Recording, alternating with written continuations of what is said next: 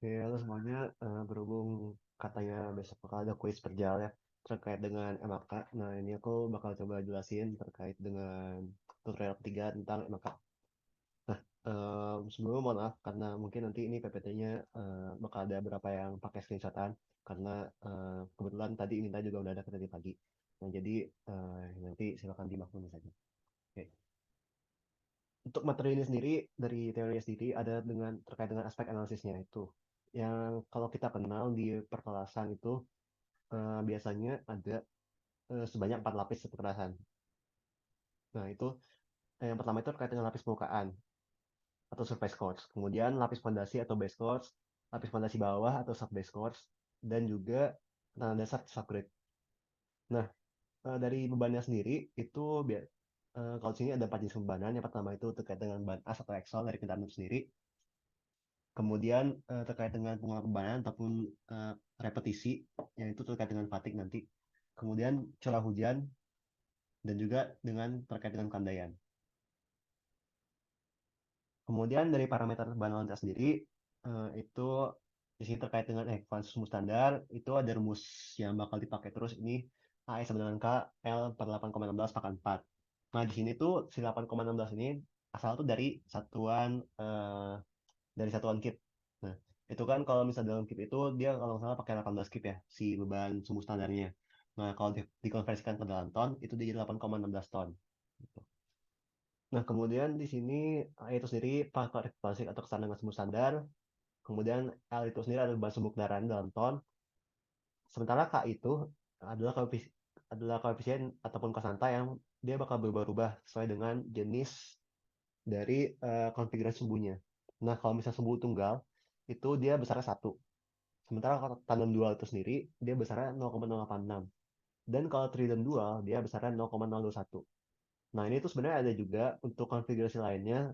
Itu kalau misalnya tabelnya nanti silakan dibaca di standar kalau misalnya diperlukan. Tapi kalau misalnya buat kuis yang buat kuis kali ini biasanya tuh Pak Harmen bakal makainya cuma yang tiga itu aja. Nah, untuk biar kalian ngerti apa sih maksudnya single, tandem, tridem, ataupun dual gitu. Nah, itu ada di sebelah kanan ya. Itu silakan nanti kalian cek aja di yang gambar ini. Nah, kemudian parameter bandul lintasnya. Ini juga terkait dengan lintas harian. Itu di sini ada 4 jenis. Yang pertama itu lintas ekvivalen yang pertama. Dari sigma LRK, sigma LRJ dikalikan dengan CJ kali EJ.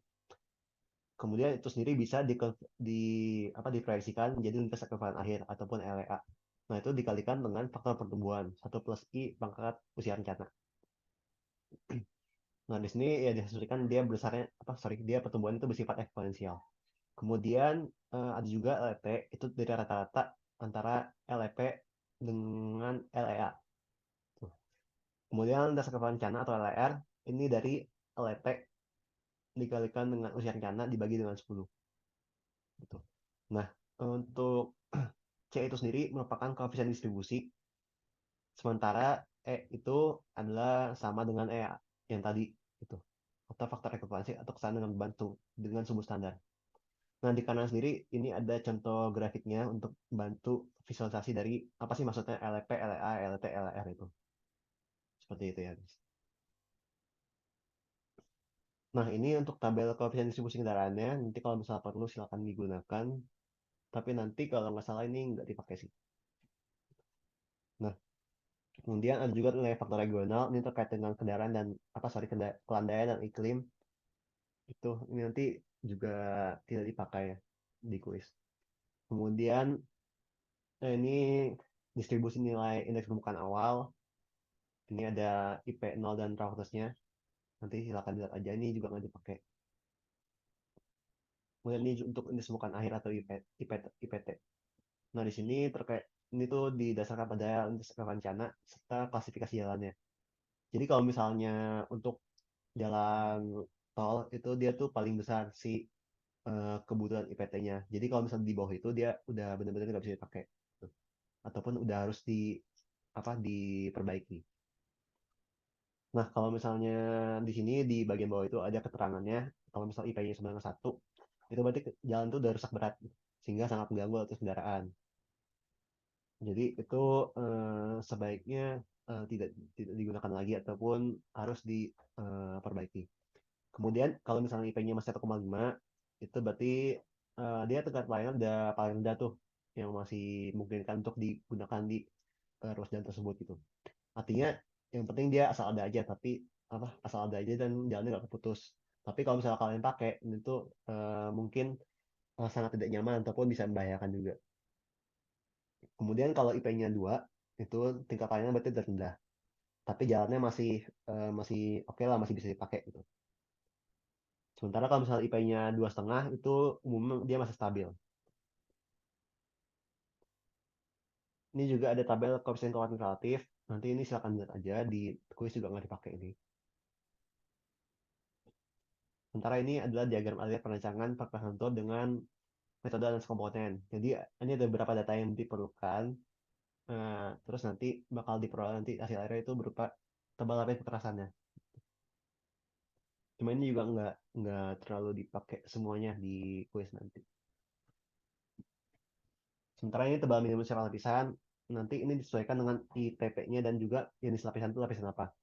Jadi kalau misalnya lapisannya permukaan dengan fondasi bawah itu bakal berbeda-beda untuk walaupun ITP-nya sama itu, tebal minimumnya itu bakal beda-beda. Dan juga bahannya pastinya beda-beda juga. Gitu. Nah ini untuk soal kuisnya. Eh, ini tiap tahun mungkin eh, sama atau bakal mirip template-nya cuma diganti beberapa angkanya aja. Nah, ini kita diminta menentukan skenario mana sih dari antara ketiga skenario yang ada di sebelah kanan ini yang punya damage factor terbesar sehingga membutuhkan suatu kekerasan terkuat. Untuk TA sendiri di sini adalah tandemnya maksudnya. Sementara kalau yang ini tuh tridem. Oke. Nah, untuk soal nomor duanya itu sendiri, nanti kalian bakal diminta untuk memperhitungkan eh, kebutuhan, apa sorry, tebal masing-masing kekerasannya dengan perhitungan biaya terendah dan juga untuk kebutuhan ITP-nya itu harus 17 cm. Nah, di sini si surface-nya dikasih data, A1-nya berapa, tebalnya berapa, dan juga base cost-nya juga dikasih, surface juga dikasih. Nanti silakan dilihat aja sesuaikan itu berapa angkanya dengan yang tahun lalu ya. Kemudian catatan tambahan sendiri, kalau misalnya surface itu berarti harganya 4 kali dari base cost. Sementara kalau base cost itu berarti harganya 4 kali dari sub base cost.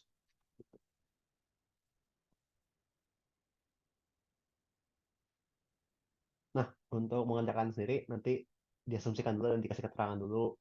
Itu TA itu tandem, 3 itu rhythm, B itu depan, B itu blok satu, B itu blok 2 itu total.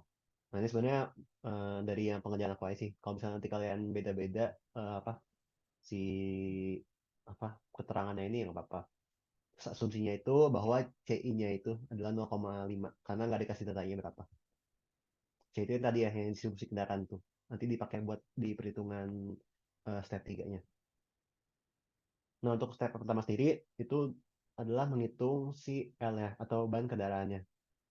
Jadi nanti langsung dipakai aja rumusnya itu dari si apa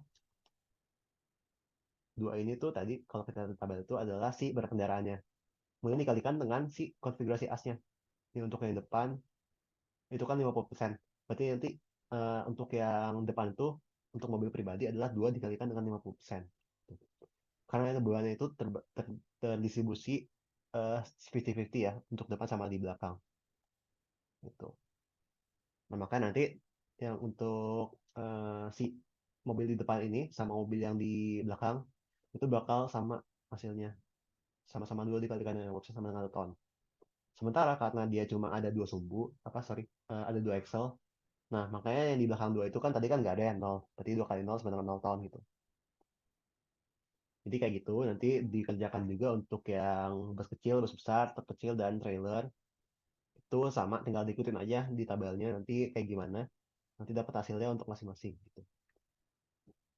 Lalu setelah menghitung L, kita menghitung si damage factor-nya. Sorry, ekuivalensi bahan sumbu standarnya atau AE-nya itu. Nah, ini tinggal pakai aja rumus yang KL per 8,5 ini.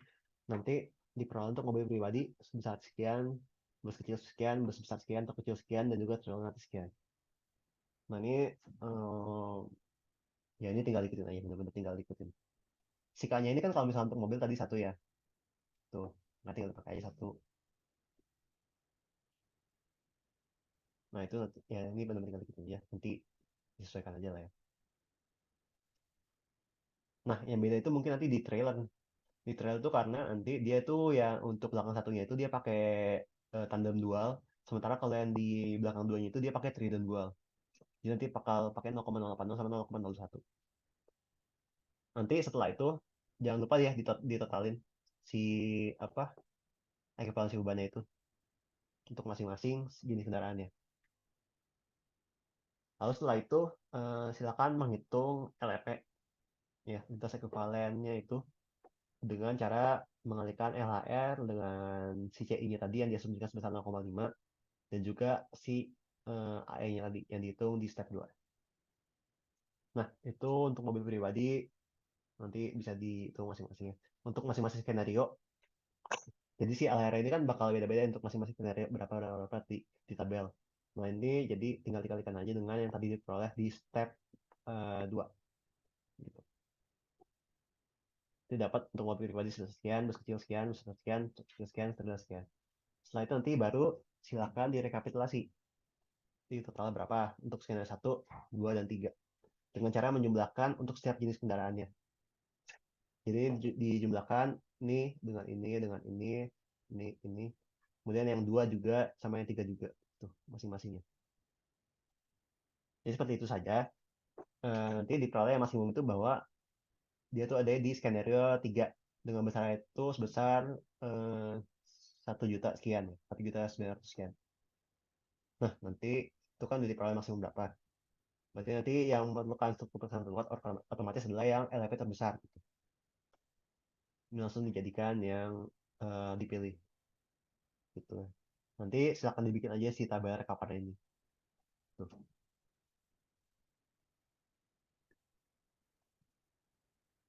Kemudian untuk soal keduanya, itu tentunya pertama-tama kita asumsikan apa kira rekapitulasi data yang diperoleh dari soal tadi supaya lebih gampang. Sama asumsinya. Mau asumsinya tadi kan di sini si apa si C1-nya itu 4 kali dari C2, sementara C2-nya itu 4 kali dari C3. Berarti otomatis C1-nya itu jadi 16 kali C3. Nah, supaya gampang kita supaya kita nggak pakai koma-komaan ataupun pecahan, kita jadikan semuanya jadi satuan C3. Tuh. Jadi C1 banding C2 banding C3 itu sama dengan 16 banding 4 banding 1 ya. Gitu. Seperti ini nanti. Nah, ini eh, step pertamanya tentunya adalah menentukan si D minimumnya. Nanti kita cek pakaian di soal tadi itu udah sesuai dengan yang di tabel atau belum gitu. Ataupun udah ya ataupun dia lebih besar dari yang tabel atau enggak. Tuh. Kalau misalnya yang di tabel lebih besar, nanti kalian pakai nilai yang di tabel. Nah, tadi kan untuk di permukaan sendiri eh, dia tuh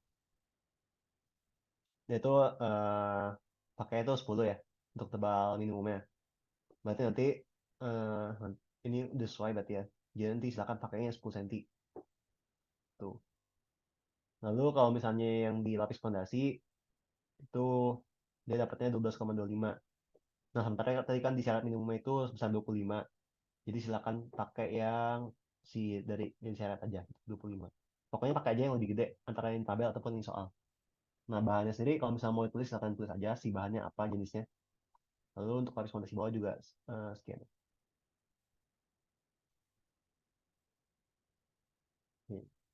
Lalu untuk step 2 sendiri ini sebenarnya ada dua cara, tapi sebenarnya cara pertama ini sebaiknya jangan dipakai ya. Karena kemarin Pak Harman juga ngarahin supaya nanti kalian pakai yang metode simplex aja. Tuh. Jadi cara pertama ini sebenarnya cara bodoh-bodohan ya, pakai asumsi dan juga ini belum tentu akurat. Nah ini kan kebetulan sebenarnya ini kalau misalnya pakai cara pertama bisa aja, tapi harus pakai sensitivitas dulu ya. Ini sebenarnya nggak boleh kayak gini. Nah jadi eh, kebetulan ini di sini diasumsikan si untuk mencapai ITP 17 tidak diperlukan perubahan dari signifikan dari minimum. Selain itu perbedaan harga satu antar lapisnya itu cukup signifikan juga. Sehingga dapat diasumsikan bahwa D1 itu sama dengan D1 aksen minus dan D2 sama dengan D2 aksen minus. Jadi diasumsikan di D1 sampai D2 itu sama, sama kayak yang di syarat minimumnya. Sehingga D3 aja nih yang diubah nantinya. Karena nanti perubahan D3 itu diasumsikan di sini tidak menimbulkan lonjakan harga satuan yang besar secara keseluruhan. Nah ini kan makanya sebenarnya itu perlu analisis sensitivitas gitu. Cuma ini kebetulan karena ini sebenarnya nggak boleh ya. Nanti kalian sebaiknya jangan pakai yang ini. Nah ini ITP-nya kan sama dengan sigma 1 kali D1. Nanti silakan dirumuskan aja. D3-nya nanti yang dijadikan variabel. Ini nanti ini kalian solve si D3 berapa? Dapatnya 17,917. Sehingga nanti diperoleh si total cost-nya, minimum total cost itu sendiri adalah sebesar 277,917 satuan harga.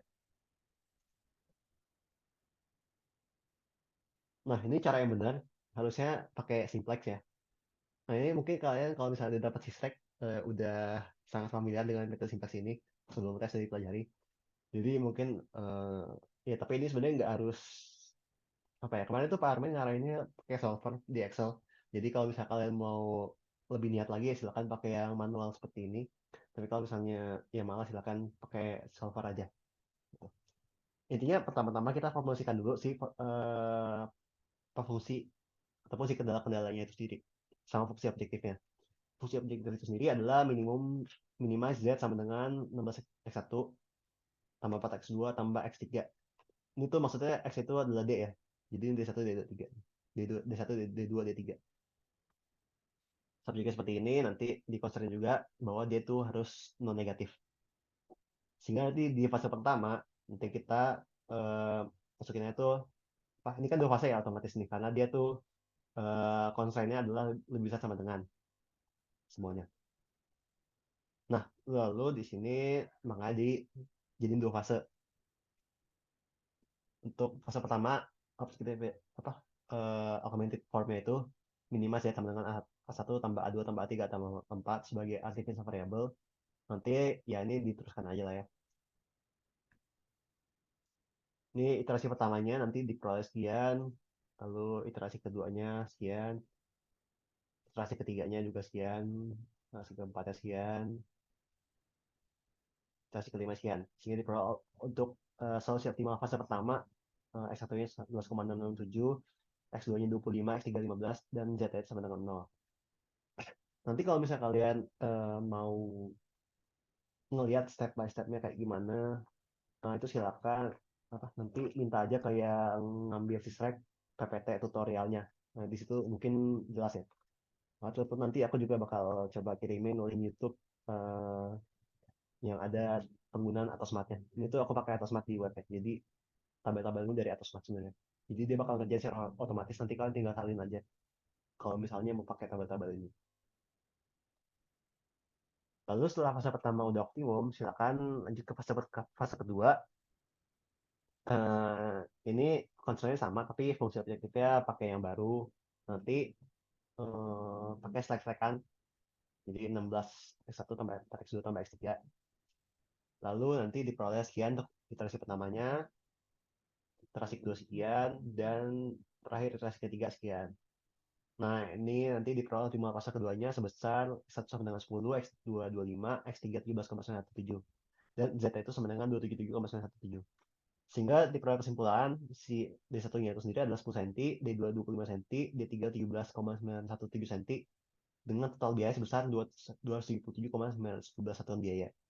Nah, ini kebetulan sama ya dengan yang tadi cara pertama, tapi ada kasus-kasus di mana dia bakal ketika dia bakal nggak sama. Jadi sebaiknya pakai cara yang kedua. Nah, ini untuk cara yang manualnya ataupun pakai Smart. Tapi mungkin nanti ini aku bakal ajarin juga cara untuk pakai Excel-nya yang dari Solver. Nah, di sini kalau kita lihat nih kita bikin dulu tabelnya.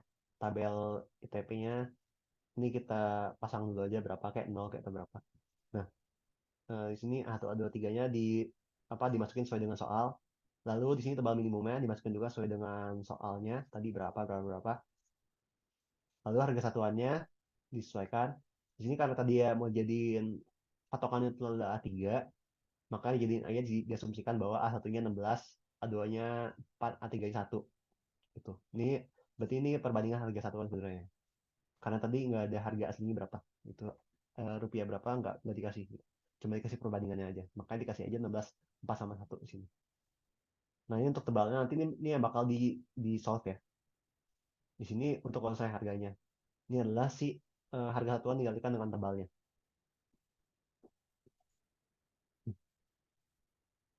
Nah, di sini nanti juga dikasih total berapa di sini sum ya dengan menjumlahkan harganya. Kemudian silakan pakai aja solver. Sini kalau misalnya kalian lupa cara nongkrong solver kayak gimana, itu silakan dicek ya di Google kayak gimana cara muncul solver. Nah, di sini desain objektifnya itu adalah si total biaya tadi, si G, si G8 ini. Nah, ini tuh diminimumkan ya total biayanya. Nah, jadi set objektif terus minimum. Nah, lalu di change si variable cell-nya itu, ini yang mau diubah adalah si tebalnya tadi untuk D1, D2, dan D3-nya. Makanya yang bakal diubah nanti ini silakan dicocokkan aja di sini. Kemudian type constraint itu yang pertama itu adalah eh, si ITP-nya. ITP-nya kan harus sama dengan si apa ITP yang sama dengan 17 ini. Ataupun tadi kalau misalnya mau pakai lebih dari sama dengan juga apa-apa. Cuman aku oke aja. Terus di sini constraint kedua adalah si tebalnya. Ini harus lebih besar dari sekian-sekian kayak tadi ya. Bentar, ini aku coba nongol. Nah, oke.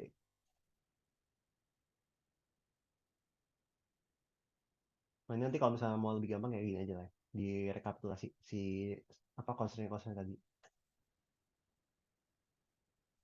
Sorry.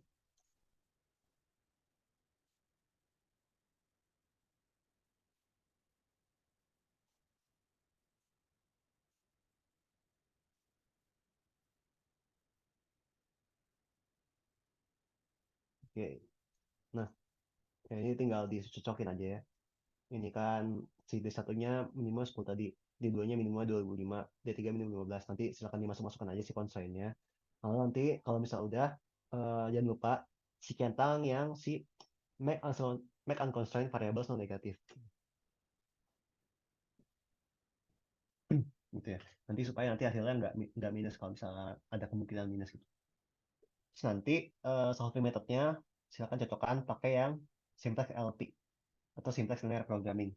Karena nanti kalau misalnya kalian pakai non-linear ataupun evolutionary itu nanti bakal beda. Mungkin mungkin bakal beda sih. Ini optionnya nggak usah diubah, nanti langsung aja dicocokkan. Kemudian di solve. Gitu. Nah ini kalau misalnya udah nanti ya udah oke aja. Nah ini kalau misalnya kita lihat hasilnya itu sama deh dengan yang tadi gitu ya. Jadi nanti hasil akhirnya adalah ini dan juga si total apa si harga minimum berapa gitu ya. Oke, sekian untuk tutorial terkait dengan metode analis komponen. Semoga sukses buat kuisnya. Jangan lupa belajar. Ini untuk template Excel-nya nanti aku mungkin nggak kasihan, jadi silakan dibuat sendiri aja ya. Semangat, makasih.